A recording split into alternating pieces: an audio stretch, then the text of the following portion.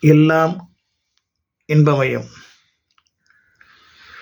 மூச்சை பிடிச்சி பேச்சை நிறுத்து அப்படின்னு ஒரு சில நேரங்களில் வேகமாக பேசுகிறவங்க கிட்ட எதிர்க்க இருக்கிறவங்க சொல்லக்கூடிய ஒரு வார்த்தை.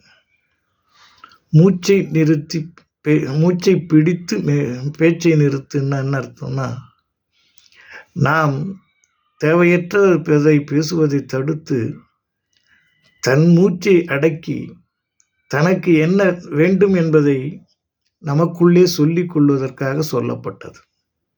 அதனால தான் பிராணாயாமம்னு சொன்னாங்க. யார் ஒருவர் தன்னுடைய பிராணாயாமத்தை பயன்படுத்துகிறார்களோ, பிராணாயாமம் செய்கின்ற நேரத்தில் தனக்கு என்ன நடக்க வேண்டும் என்பதை மனதளவிலே உறுதி கொண்டு திரும்ப திரும்ப அதையே நினைத்து பிராணாயாமம் செய்து பாருங்கள். வாழ்க்கையில் ஒரு வெற்றிப்படியை நீங்கள் கடந்து செல்வீர்கள். இதை சிந்தியுங்கள். எல்லாம் இன்பமயம்.